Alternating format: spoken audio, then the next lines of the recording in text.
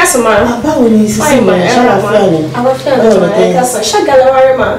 Yeah. Oh, yeah, I'm in my office right now. Ṣàmúrarí ni. Oh, yeah, and you know, I got my picture on the table. Really? Yes, ma'am. Oh.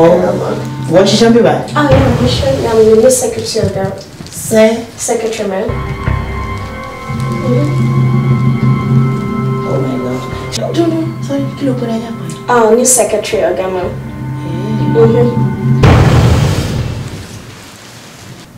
But she man dress was office every day. Yeah, but my dress. Just come to my appreciate around. My people look of it. Okay. Is everything I'm okay. I'm okay. I'm fine. Okay. You know the case sorrow. Kò tí ẹni sọ̀rọ̀, kò lè sọ̀rọ̀. Àwọn kan báyìí. Àwọn kan tó kọ bí máa ń fẹ́ nìyẹn. Àwọn kan tó máa ń ta sí nìyẹn, kò lè sọ̀rọ̀. Ó fún mi láti. Ó ń ṣe báyìí. Yeah, but she was showing so.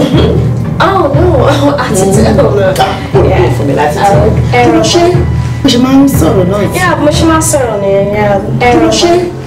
Mo sì máa ń rí ẹ tó bá ń jáde kúrò lẹ́yìn. No, mo jáde kúrò. Oh, I see. Èmi náà rí pé wọn torí ọmọ tó bá bí dáadáa kan tó bá ti lé orí dáadáa kan jáde kò lè máa dress báyìí lọ sí ọ́fíìsì kó nù secretary.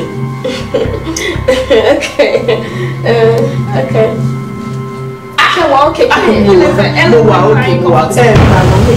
Kill a fan coffee, everything. Kill a need. Not sure. Sure. Alright, I'll do the gun office. Alright, thank you.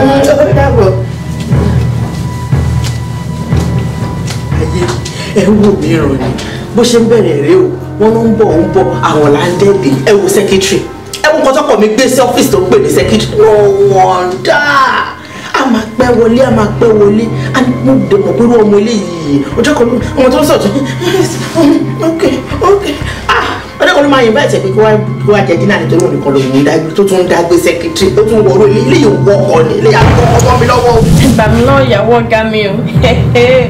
abẹ́rẹ́ nǹkan sẹ́ni tó pèrè ní secretary tó ń wọ̀ lọ sọ́fíìsì. wọ́n wọnú ọ́fíìsì wọn bẹ̀bẹ̀ wọ́n wọ̀ mí like summer.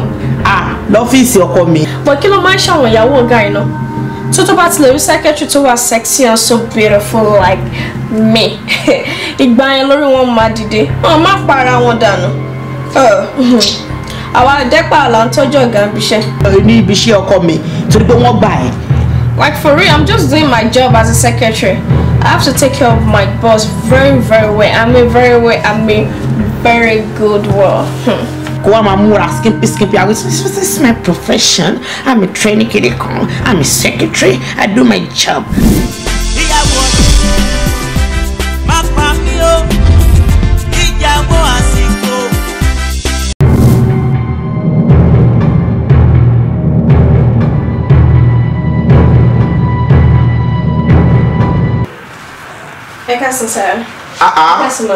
Ọlámídé báwo ni pẹ̀lẹ́ bàtọ́ lèèyàn béèrè mi nísàlẹ̀ mo wò pé ta ló ń béèrè mi. èmi ni mo béèrè ni mo ní kí n mú lẹ́tà kan wá fún yín ní tẹ́lẹ̀ láti sign torí ká lè forward some company lára before 8 o'clock bẹ́ẹ̀ pẹ́ máa dé ẹ máa pẹ́ dé síbi iṣẹ́ lọ́la tí ẹnu mo fura sí bàkẹ́lẹ̀ sign lẹ́tà ìsàn. dùn ó mọ Ọlámídé náà sọ̀rọ̀ mo ní ṣé o mọ Ọlámídé. mo mọ̀ báwo ni. ẹ̀rọ mo ṣàlàfíà lẹ́wọ̀n mọ́. ṣé ilé náà ló ti mọ̀ no ọ́fíìsì mi tí mo ṣe kúrò ọ́fíìsì mi ní kí n máa bọ̀. ọ́fíìsì mi ti mọ̀ bó ṣe lọ sí ọ́fíìsì lẹ́nu náà. Yes ma'am. pẹ̀lú conversation wa ní last time yẹn náà ó ṣètò ní dress wáyé lọ sọ. bí company ṣe fẹ́ ni ẹ̀mí ní ṣáàzì máa. bí company ṣe fẹ́ ni pé kó máa mú wa báyìí lọ sọ ọ́fíìsì. detail sorry kí ni background ẹ. I have my bachelor ma'am. Really? Yes ma'am. ìwọ ló ṣe fúnra àbí wọn bẹ. Oh sure èmi ló ṣe fúnra mi. Yes ma'am. báwo ṣe wà. àbí àwọn natural mọ. no èmi fáwọn mo ṣe nǹkan mi. ọjọ́ má bínú kí ló fa gbogbo question and answer. kí ni ò fa jọ́tún ọlọ́run. no secretary mi ni mo dẹ̀ rí tó ń béèrè nǹkan lọ́wọ́ ẹ̀. wọ́n máa sọ̀rọ̀ wọn máa ń ṣe bí máa ń ṣe máa ń. àwọn nǹkan tó yẹ kó pass interview nìyẹn. MD sọ fún mi ó ní nǹkan tó àwọn ó represent company dáadáa ó relate gan yes ó relate. jókòó ó jókòó síbi feel free. my dear Ah, okay. Alright. Jókòó ẹ. Alright, ṣé gan. Má bínú, má cross ẹsẹ̀ jókòó bí ọmọ iṣẹ́. Wo Ọlámídé má bínú jàre. Má bínú o àbí. Má bínú torí mò ń gbọ́ tẹ́ ẹ kàn ń sọ background. Èmi àti ẹ̀ládán sọ̀rọ̀ kò kàn ẹ́ náà ìwọ ni má bínú. Ṣọfẹ́ máa bẹ secretary kó má bínú all the time. Lórí kíni? Mo kàn wò pé kò yẹ kí ìyàwó mi máa tètè. Báwo ṣe ń treat ẹ̀? Ṣọfẹ́ kí ló dé báyìí? Tábàjú báyìí la máa sọ. Ó better. Ọlámídé má bínú again ṣùgbọ́n má bínú tọ́jú ẹ̀ ń wo àwọn kìnìyàn dáadáa pẹ̀lẹ́ Ọlámídé. Ṣé wà okay? Mo wà okay jàre. Mo ti máa ń kí mi lọ́fíìsì yẹn o. Ṣé wà okay? Mo ti máa ń kí mi lọ́fíìsì yẹn o. Ṣé ní má kí ẹ bẹ́ẹ̀ lọ́fíìsì? Àdúnní o mọ iye ọmọ yìí ohun kọ́ mọ́ mọ iṣẹ́ ẹ̀ kí n tó sọ̀rọ̀ ó ti yé. Ẹ sáyìn kan tẹ́fẹ́ sàn. Kí n tó sọ nǹkan tó mọ́ ó ti mọ̀ wọ́n máa mú bírífù wá báyìí gan kó tó dọ́dọ̀ mi ó ti mọ ohun tó yẹ kó ṣe iṣẹ́ mi yẹn sá. ọmọ yìí mọ iṣẹ́ ọmọ iṣẹ́ ọmọ yìí mọ iṣẹ́ ó dà ń pàjọ fẹ́ lọ mítì náà ni àbí. Bẹ́ẹ̀ sá àjọba lọ náà ni. No company ní kájọ lọ company ni àwọn ọbẹ̀ yẹn kò ń ṣe ibi tí màá ti máa discuss tí màá tún máa sọ̀rọ̀ tí màá tún máa kọ̀ǹkọ̀ tó ń sọ when I talk she writes. Of course as a secretary. bí ẹni gan ṣe sọ́dà bọ́ ní 2 days lẹ́mọ̀ àlọ́ lọ́wọ́. 2 days. Bẹ́ẹ̀ sá. Màá discuss yàn tí sọ yẹn fún mi tó bá sọ màá ṣe máa báyàwó mi á discuss ẹ̀ ó yẹ kó o mọ̀ náà. 2 days. Bẹ́ẹ̀ ni. Nice at least finish your secretary. Àbí kó tọ́jú àwọn ọ̀gá náà. wọ́n yóò láti máa monitor gami. àbí o but iṣẹ́ ìtọ́jú yẹn kò ń ṣiṣẹ́ ti ẹ nìyẹn. Ti ọ́fíìsì mú mi mọ́. Ó better. ó tún mọ ọ̀rọ̀ ó mọ pé respect àgbàlagbà gan-an ó máa ń respect èèyàn gan ọmọ gidi ni kò ń bùyàn ẹni òun mú àwọn kan tí wọ́n ṣe gbà sí ẹ nìyẹn. tí kò mí sí ọ̀rọ̀ fẹ́. ó mọṣẹ́ náà ó mọṣẹ́ ok sọ fún Dèjì pé àwọn quotation yẹn right a lè send ẹ bẹ́ẹ̀ then sign sórí cover letter tó máa bá lọ gangan yẹn gan ni ọmọ kan tó ṣẹlẹ̀ jẹ́ kí n sign sórí ilé. ta ló já lẹ́tà ìgbóngbà tó ṣé wọn náà ló já ṣé wọn náà ló máa kọ́kọ́ já lẹ́tà sí kọ́ńpẹ́ńbà. òun ló máa já lẹ́tà. so pẹ̀lú iṣẹ́ ẹ̀ pẹ̀lú professional kíní ẹ̀ tó mọ̀ as a professional secretary so tó bá fẹ́ já lẹ́tà office bó ṣe máa já ní o rí pé o máa tún padà fi same envelope dá padà síbi tẹ́ tó ti wá. ó máa dá wa mo máa adjust it by the office. gbogbo nǹkan ló mọ̀ o tún gbọ́ gbogbo nǹkan pátápátá lọmọ yìí mọ̀ as in tó máa ní totality of a secretary totality ó mọ gbogbo total everything láti bí wọ́n ṣe. mo máa sọ fún Túnjí gan kan make sure wọ́n maintain ẹ̀ fún mi. ẹ ṣeun gan sir. máa recommend ẹ. ẹ ṣeun gan sir. pẹ̀lẹ́. For your information, my dear. Yes, ma'am. When I so about to fẹ́ wá sílé tèmi. Okay, ma'am. Tó bá mọ̀ pé okay, o fẹ́ wá rí ọ̀gá ẹ̀, má dress báyìí wá sílé mi. Nǹkan tó bá wọ̀n ẹ́ kó máa wọ̀ lọ sọ́fíìsì, tó bá wọ̀n ẹ́ o lè máa wọ pants lásán, I don't give a damn. But nínú ilé mi tó bá fẹ́ wá rí ọ̀gá mi, má dress báyìí wá sílé mi. ẹ má bínú ma tí ọ́fíìsì mo ti ń bọ̀ lọ. Okay. Ọlámídé á dà fún ẹ̀wọ̀n gidi. Màá rí lọ́fíìsì no problem. Madam take care easy ma. Ọlámídé. Okay, me take it easy. Ṣé mo take it hard? No, bó ṣe máa ń kéré bọ̀dì nìyẹn. Ní kí n take it easy. Ó fún mi ní ọmọ yẹn fún mi ní náà. No. Ó dẹ̀ ló fún láyé jẹ. As in madam ẹ take it easy. I'm doing my job. It's my job. I'm a professional secretary. Ìwọ náà tètè wá jẹ́ ká sọ̀rọ̀. Ó mọ ṣe gan. Ó good gan. Ó mà pọ́nlé ṣe gan. Ó ní respect gan. Láńre. Èmi ò rí bí. Ló ń pọ́n secretary ló ń pọ́nlé bẹ́ẹ̀ kó ṣe pé ògbà kó ṣe pé ó ń sanwó iṣẹ́ fún mi. Tọ́mọ bá mọ ṣe jẹ́ káyìn. Èwo làpọ́nlé. Ọmọ yẹn mọ iṣẹ́. Èwo làpọ́nlé ó mọ ṣe gan. Ọmọ yẹn ní respect gan. Ọmọ yẹn ṣe kíní kan gan kí ló dé ó ju secretary yìí náà lọ ni. Àbí kan mi tún wà lẹ́yìn ẹ̀ ni. Jọ kí ló tún máa wà lẹ́yìn secretary. Èmi ò mọ̀. Ìwọ náà èmi ò mọ̀. ẹjọ́ ń close late. Ẹjọ́ ń lọ fún meeting tẹ́ máa lò 2 days 3 days ni. Àbí kí ni òtún lè wà ń bẹ̀. Ẹ̀gán hotel room mi kíní kan kìnìún àkẹ́kọ̀ọ́ lè sọ.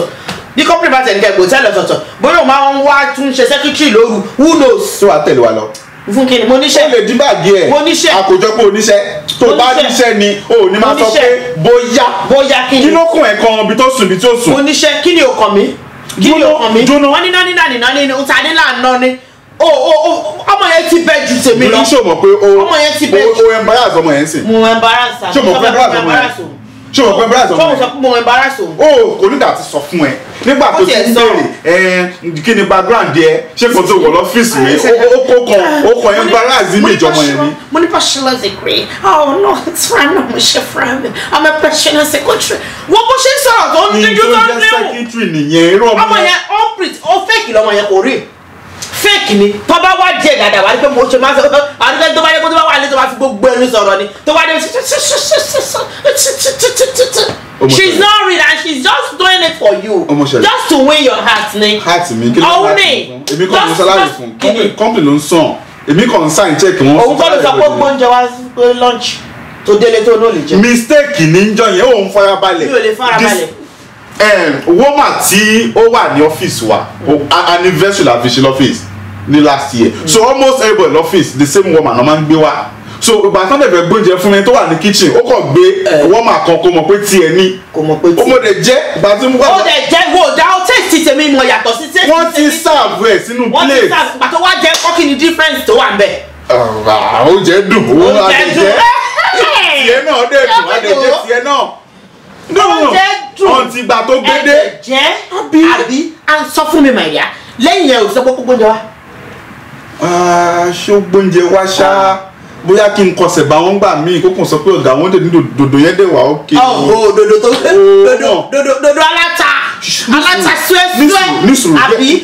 nísùn jẹ́ sọ̀kọ̀ fún ẹ ṣorí mo mọ bá a ṣe máa treat ra wa ní professional way but tó bá rí ọmọ tó dáa tó kàn take ọ̀gá ẹ̀ bí ẹ̀gbọ́n tó take ọ̀gá ẹ̀ bí ọ̀nkú ẹ̀ wà á encourage ọmọ because ọmọ gidi ni àwọn ẹgbẹ́ mi wọ́n àtàtẹ́ pé aṣẹ́wó ni wọ́n ń ṣe òun farabalẹ̀ ó ka ìwé ó ní bachelor ǹjọ́ mọ̀ pé wọ́n ń ṣe masters ẹ̀ lọ́wọ́ àwọn ọmọ tó yẹ kéèyàn máa encourage kárí àwọn nìyẹn bọ̀bọ̀ nǹkan tó ṣe sọ́mọ yẹn ò ń pa mọ̀rálẹ̀. aṣẹ́wó with style lele. says who. I'm doing it I know what I'm doing I'm professional ṣé o bẹ. ó gbọ́gbọ́n advertise ara ẹ̀. kí ló ń tà jọ kí ló máa ń tà. ó market ara ẹ̀ ó ní gbogbo packaging ó ní bó ṣe brand ara ẹ̀ ni ó package ara ẹ̀. kí ló ó ṣe kí ni. ó brand ara ẹ̀. branding ni. ó brand ara ẹ̀ ni àwọn nǹkan tí wọ́n fi gba ọmọ yẹn nìyẹn. nǹkan tó fi gbà nìyẹn. ṣé o mọ̀ pé mi kọ́ ni mo gbà. àwọn tí wọ́n recruit fún company àwọn tí wọ́n recruit fún wa wọ́n ní pọ́nmọ yẹn ó fit profile kò sí ní yẹ irú ọmọ yìí máa wá ṣe interview bí irú èmi pẹ̀lú ọmọ ilé ìlọ ṣe interview wà láì mọ̀ pé lè rí iṣẹ́ mo mọ ọ̀sẹ̀ ilé tó ń jẹ sí pé ẹ̀yin tẹ̀lé wá ń tà ń sin báyìí irú àwọn ọmọ tẹ̀ ń wá nìyẹn. jọ ṣe o fẹ́ máa fẹ́ra ìwé secretary ní. èmi ò lè fẹ́ra mi ìwé secretary. so why kí ni headache yẹ. gbogbo ọ̀nà ni mo fi nà pa. ó dà tó o mọ̀ bẹ́ẹ̀. gbogbo ọ̀nà ni mo fi nà pa. kò kọ́kọ́ la ní. èmi ò so kí wàá ní kí ló wá ní. òun lè lọ já wá wà. so kí wàá ní o kí ló ń dùn ẹ̀. gbogbo ọ̀nà mo kò fẹ́ but ọmọ eléyìí ti sórí wọ gangan fún rẹ olójú kò mú o lọ nìyẹn. èmi kọ́ ni mo gbà ẹjọ́ ẹ má ẹ̀yin tẹ̀ wá ẹ máa gbọ́ o èmi kọ́ ni mo gba ọmọ yìí. kò ṣe wọ́n ló gbà kí ló tó wá ń pọ́n sẹ́kítírì ẹ̀ lé lójú mi. tó mo bá mọ̀ ṣe é jẹ́ ká sọ fún un. ọmọ yẹn ga gan ọmọ yẹn gùdù gan ó mọ̀ ṣe ó ní respect sẹ́kítírì ẹ̀ lójú ìyàwó ilé ẹ̀ ọ̀ respect mi nìyẹn náà.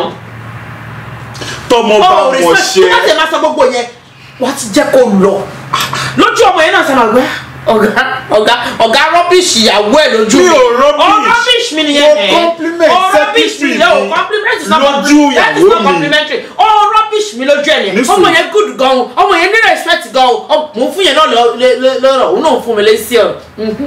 kò ń ṣe secretary ẹ̀ ṣe o mọ̀ secretary mi ni. secretary ẹ̀ ni. so òun náà láyé ọ̀gá lòun náà láyé ara ọ̀gá ni láyé lọ́dọ̀ ta ni.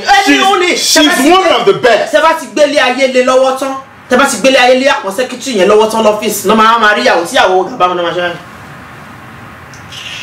ó lè já wọn ìyàwó tó látìtì o àwọn fíìmù ó lè já wọn ìyàwó tó látìtì o attitude wo níyàwó bá fẹ́ ní tí sẹ́kítírì ọkọ ẹ̀ máa mọ lójú irú àwọn ló ń sanwó fún. àwọn wo ìyàwó kọ́ ló ń san ìyàwó àtọkọ ló ń.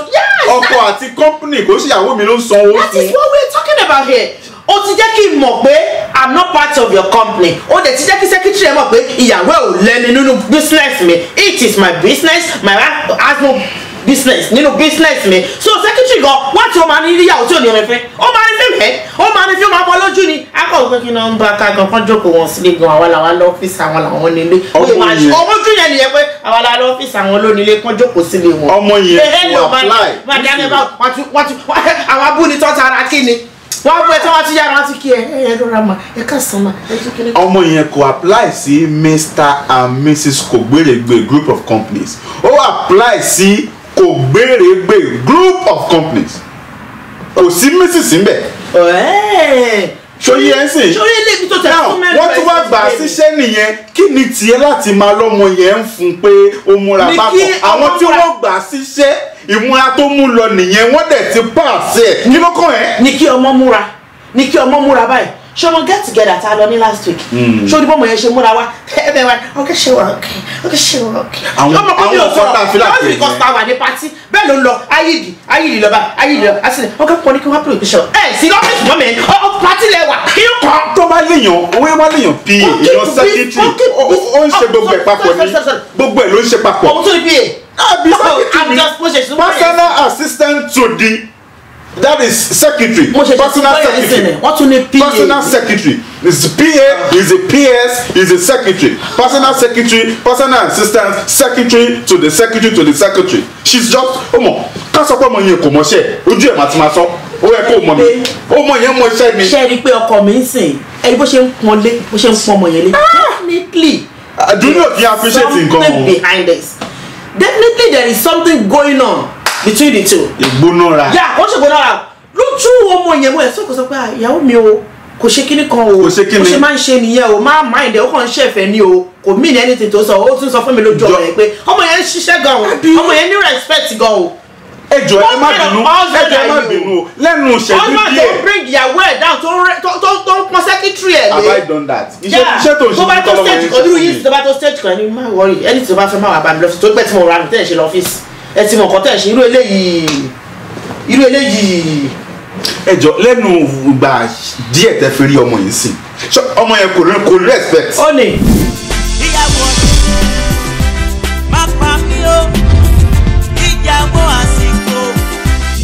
tó tún wá gbójú gbóyà tó tún wọ̀ wá sínú ilé mi wọ́n dẹ̀ ní mú tó bá dilẹ̀ báyìí òun ní rorẹ́ ń so rorẹ́ kí rorẹ́ kun òdẹ̀ lèmi ò tiẹ̀ wá lè lajú tèmi sílẹ̀ kí tàlùbọ̀ wá kó wọ̀.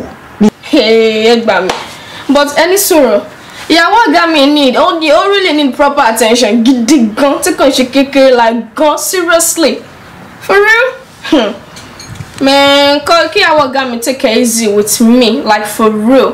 As a secretary, I'm just doing my job. Mo ń ṣiṣẹ́ tó gbà mí fún ni, kò ń ṣọ́kọ̀ ló gbà mí mẹ́. Àwọn company ló gbà mí, so mo ní láti tọ́jú ọ̀gá mi the way bó ṣe fẹ́, like tọ́jú ọ̀gá mi, you know what I mean? Like kí n really tọ́jú ọ̀gá mi gidi gan. Àwítán iye ọkọ náà jẹ́ ká gbọ́ràn. Ó good gan, ó nice gan, ó mọṣẹ́ ìníṣẹ́ gan. Ẹ̀yin obìnrin tẹ̀ wá lé ẹ̀yin ìyàwó lẹ́ màmá gbà. Kí ni mo fẹ́ fọ̀gá ṣe? Ọ̀gá tó ti níyàwó tó ti marry tó wà happily with happy family kí ló tí mo fẹ́ dalẹ̀ wọn rú wọ́n dẹ̀ wọlé wọ́n ṣe ìgbẹ́ wọ́n ṣe báyìí wọ́n ṣe this come on ìyàwó ọ̀gá mi ní láti kọ́ sùúrù jẹ mẹ́. ẹ bá má dákẹ́ àdúrà ẹ bá wò mí ràn o tó tó bá ti fi lè wọ́n ti èmi gan fúnra mi ti ẹgbẹ̀rẹ̀ pé wọ́n ṣe máa gbà ibo ló fẹ́ gbà ọ̀nà tó fẹ́ gbàgbà ọ̀nà tí ò ní gbàgbà kan lèmi gan gbé yìí. ṣe fífa èèyàn fine ni mo fine as a secretary iṣẹ́ mi ni mo ń ṣe and I'm doing my job because I know what to do so I'm trying to do my job right. àwùjọ wọn ni àwọn ara mi gbóná ara mi wà ní gbóná wọn náà kọ́ wọn lóde lọ́kọ̀dọ́ ṣe gbé tiẹ̀ pọ̀n ẹ wá ní kí n má gbé tèmi pọ̀n àwọn ọmọ tó wà ń tàn sí jẹ́ pé wọ́n tiẹ̀ fẹ́ mọ nǹkan tó ṣẹlẹ̀ wọ́n ti ń kí ẹ ládùúgbò gan wọ́n dọ́gbọ́n dé tọkọ ẹ lẹ́yìn. ìyàwó ọ̀gá mi ní láti kọ́ sùúrù jẹ gidi gan láni gidi gan next time bá mi tún dánú ilé ìwò làṣà ọmọ mi pọ̀ ní ìyàwó ọkọ wọn ní secretary kan tí wọ́n rí láyé wọn. mi wà níwà careful ẹjọ́ nítorí Ọlọ́run o. ìyàwó má pa mí o ìyàwó àsìkò. ọmọ tí ò tiẹ̀ rí tiẹ̀ rò iṣẹ́ ló gbájúmọ́ ṣé ọmọ kan tẹ́mi fẹ́ sọ. tẹ̀síwájú. èmi ò mọ o mi mọ̀ kó tó fẹ́ ṣe o ọmọ yẹn ò lè ṣiṣẹ́ pẹ̀lú ẹ̀ mọ́ torí mi wà comfortable pẹ̀lú ẹ̀ mi ò wà comfortable pẹ̀lú ọmọ yẹn náà ẹ jẹ́ kó wáṣẹ́ tẹ̀ síwájú mi ò wà comfortable pẹ̀lú ẹ̀ náà. mo ń fi àsìkò yìí sọ fún ẹ pé o ṣì wá ní pé èmi kọ́ ni mo gba ọmọ yẹn tí mi ò bá recommend kí wọ́n fáyà wọn ò lè fáyà kò dẹ̀ ṣẹ̀. madam ṣì ni mi. tó bá bọ́ mà Dèjì á sì wá bá mi. of course nǹkan tí mo fẹ́ yẹn unless wájú pé o fẹ́ mi lókun. oh get. okay ó mọ̀ ṣẹlẹ̀. oh fẹ́ so ma choose between the secretary and me. ṣùgbọ́n ṣẹlẹ̀ pé tẹ́lẹ̀ pé dùnú ti ń wọra ẹ̀. ó ti ń wọra ẹ̀. báwo ṣe ń wọra. òun fẹ́ kí n pick láàrin wà tẹ́kì tó ti ń wọra ẹ̀ náà. okay wọ́n ní kò ṣiṣẹ́ bẹ̀yẹ̀ mọ́ náà. you went so low. so low mi ò fọ́ low. lọ́sọ̀rọ̀ fi ẹ́ kó pick kan láàrin mi àti secretary àwọn fọ́ǹbù. mi ò fọ́ǹbù. okay ó ní láti lọ. bí àṣà ọ̀rẹ́ mi láwọn òyì á lọ fọ́ǹbùlù mo fọ́ ṣé kó máa lọ. ṣé o mọ nǹkan tó ń pè ní chain of hierarchy tó bá lọ bá Dèjì á ṣe lọ bá àwọn kan á bá àwọn kan wọ́n á evaluate file ọmọ yẹn agome ló ń débi iṣẹ́ ṣó ń ṣiṣẹ́ ṣó wà up to the task tọ́mọ evaluate tọ́mọ rí i pé ó score like 95 out of 100 mo sọ yìí gan a lè sáàkì ẹ̀ besides Ọlámídé mi ò lè sáàkì ọmọ yẹn mọṣẹ́. of course. ó dẹ̀ ń deliver. ọmọ tó bá ti ń deliver tó mọṣẹ́ lọ́fíìsì tó dẹ̀ mọ gbogbo ṣẹ́ ṣe understand àti wípé ọmọ yẹn tó mọ gbogbo ṣẹ́ tẹ́ pé gbogbo area ló cover ṣe pé kò síbi tí ò ti good. gbogbo nǹkan ló mọ̀ ó mọ everything. ṣẹ́ẹ̀rì wọ́n ní gbogbo nǹkan ló mọ̀. kó má sọ pé totality of management ó mọ gbogbo ẹ̀ as in kò ṣe ní má mọ gbogbo ẹ̀. ṣé kí n tó wá sọ nǹkan fún ẹ sọ pé last bíi 2 months ago mo sọ fún ẹ pé business ń lọ dáadáa alálùbáríkà ni ọmọ yẹn ọmọ tó lè tó lọ sí yẹn alùbáríkà wà lára ẹ àtìgbà tọmọ yẹn ti dásẹ̀ àtìgbà tọmọ yẹn ti dásẹ̀ dé ilé iṣẹ́ wa. wọ́n ti tap nínú alùbáríkà ara ọmọ yẹn ó ṣètò ní pé wá ṣẹ́ nìkan wọ́n ti tap nínú alùbáríkà ara ọmọ yẹn èwo lọ́wọ́ wọ́n ṣe tap nínú alùbáríkà ara ọmọ yẹn báyìí ó wá bring ẹ̀ sínú company kí ni. àtìgbà tọmọ yẹn ti dásẹ̀ dé company iléeṣẹ́ ń lọ síwájú irú ọmọ yẹn àlẹ́ sàkí ẹ̀ èmi ò mọ ẹ̀tánú mi ìmọ̀ ẹ̀tánú tó kù sí. ẹ̀tánú kọ́ ni oníṣekúṣe ní oníranù nìyẹn. ìyàwó má pa mí o ìyàwó àsìkò. sẹ́kítírì tó ń wọ miniskirt nínú ọ́fíìsì mi ohun tó ṣẹlẹ̀ ni pé okùn dí ò ní lágbára títí kó ju abẹ́rẹ́ lọ. ìyẹn kù díẹ̀ káàtó ṣùgbọ́n on my own side mo believe pé secretary ò ní nǹkan kan ṣe pẹ̀lú iṣẹ́ mi nítorí pé kí ni company ló gbà fún mi and bó bá dẹ̀ ṣe wùyàn náà ṣe máa ń dress ní office. tó bá pé èmi mo gbà síṣẹ́ tó bá pé iṣẹ́ personal company tèmi ni to secure my own marriage okay secretary ìyàwó mi ti ń complain pé ìmúra ẹ̀ lè fine but tó bá pé kò ṣiṣẹ́ tèmi pé èmi náà employ mi síṣẹ́ ni mo dẹ̀ ní anything tí mo lè ṣe sí ìyàwó mi máa gbé marriage àgbè sílé ọ̀rọ̀ secretary ọ̀nù secretary kó fi èmi àti ẹ ó wá fi èmi àti secretary lẹ̀. To me at least obìnrin yẹn lórí láti take care easy. But I think I have every right to complain because n bá rí lọ́fíìsì ọkọ mi mo ní right láti complain fún tí n bá rí bí secretary ẹ bó ṣe ń pààrọ̀ pẹ̀lú ọkọ mi tí mi ò dé like I will complain. tí o bá fẹ́ gba oúnjẹ lẹ́nu ọkọ ẹ̀ kò ní ìdí kó máa lọ síbi iṣẹ́ ọkọ ẹ̀ kó lọ máa pàṣẹ. pé bóyá pé kinní kan just to let her know that the kind of clothes she's putting on to work is not acceptable. You must dress well, but you know what is happening with our ladies nowadays, going to office with mini skirt. We are all women. He's a man. You don't need to control you need to control yourself at least in any situation that way because all the time obìnrin tó gbẹ́rù kan okay tí ìyàwó ẹ̀ dẹ̀ wọ ọ́fíìsì ẹ̀ tó rí ọ̀gá what is happening but for a woman náà tó náà mọ̀ pé ibi iṣẹ́ lélẹ̀ o kò ṣe pé ó rí wọn bóyá wọ́n hug ara wọn wọ́n kiss ara wọn at least ọ̀gá ẹnìkan gbọ́dọ̀ jọ́gà fẹ́ nìkan náà ni. tó bá jẹ́ pé wọ́n gbà fún mi ní as a secretary wọn bá díẹ̀ lágbára mi gbé o I can only advise her pé ìwọ ọmọbìnrin tó ń wọ miniskirt wá sí ọ́fíìsì yìí jọ torí Ọlọ́run mi ì tiẹ̀ ní sọ̀rọ̀ miniskirt torí mo láìdí àkàn bí ẹ ṣe ń wò mí yìí tí n bá wò pé mo fẹ́ bá yàwó mi sọ̀rọ̀ kan tí n bá rí pọ́rọ̀ yẹn ò ṣe sọ́ńtàmì tí mo fẹ́ sọ yẹn màá ní sùúrù ìgbà tó máa ṣe sọ ni. tó yàwó mi jẹ́ trust mi ná tí wọ́n fẹ́ pé ẹni tí mo fẹ́ ní ti ṣe pẹ̀lú secretary wọ́n sọ fún ọgbà secretary yìí ò má wọrí a máa bójú ẹ̀jẹ̀ mo sọ yẹn náà ló ṣe máa jẹ. husband secretary cannot be a threat. bí mo ṣe sọ yẹn kan ló ṣe máa jẹ pé secretary kẹ a kàn máa fọ́ lẹ́nu ni a bá fọ́ lẹ́nu ìyàwó mi pa àìmọye jẹ́ pé tó bá ní ìyàwó mi ṣe orí wàhálà mi bìyàn ti pọ̀ jù lórí mi o torí àwọn èèyàn tó bá tẹ̀ rí mi gan ọ̀hún bí lè pé mo ti máa rì wọ́n á wọ̀ pé ìwọ yìí o sáré lọ máa rì ìyàwó ẹ̀ sáré ajá ìkí àbí àwọn ọgbẹ́ kìnnìkan máa ní wo ṣẹ́kẹ́ máa wọ̀ ṣẹ́kẹ́ bí sẹ́kẹ́tìrì ni kékeré ni kò tó àwọn àǹtí àlìyá àwọn kìíní àṣà àwọn bó ṣe ń lọ a bá fọ́ ẹlẹ́nu wọ́n ní máa tì sí wọn tó bá mi lé wọn pa padà. I can't tell my husband to fire her. All I can just tell my husband is to warn her. Ìyàwó ilé ò ní right. The only thing ó lè máa bá ọkọ ẹ̀ sọ̀rọ̀ pé my dear husband, please advise your secretary with addressing manner. Is getting out of hands. Màá mi sọ pé mo try best mi kàn ní ṣe lórí irọ́ lásán torí èmi gan fúnra mi mo hate ká máa rí òhò obìnrin láti ta. ìyàwó má pa mí o ìyàwó àsìkò. oníṣekúṣe onírànú. ṣé ọmọ yẹn sọ fún mi pé mo ti bá òun sọ̀rọ̀ fífẹ́ ni. a sọ fún mi ọmọ ilé yà á sọ fún mi pé wọ trust me pẹ̀lú secretary. ìwọ how old is she. ìwọ she's just 24 for birthday. jẹ̀gbọ́n jáde àwọn kéèké náà kọ́ lè máa lé káàkiri sí ni ṣùgbọ́n àwọn kéèké náà lè lé káàkiri sí. òfin ìpè ẹ̀yin tẹ́ mọ̀ mi trust me pẹ̀lú ọmọ yẹn. ṣe nǹkan bẹ́ẹ̀ sọ fún mi pé tí ojú bá pa fírí mo lè gbé súnmọ́ ọmọ yẹn. Joy lè trust yẹ o Joy. so o trust mi ló ń sọ sí à. Ọlákọ̀lù ó lè trust ṣùgbọ́n èmi Mrs. kò gbére gbé. ní ọmọ tó jẹ́ wípé mi ò tiẹ̀ wó lẹ́ẹ̀mejì rí. má pa mí o ìyàwó má pa mí o ìyàwó àsìkò ìrìn gbèrègbèrè tó mi nìyí kò má tẹ́ mi lọ́rùn o ìrìn gbèrègbèrè tó mi nìyí kò má tẹ́ mi lọ́rùn o omi dán. And when I ask you where you at, you keep on calling crazy places. Telling you what's on my mind, you keep on making funny faces. Don't seem to realize how much you're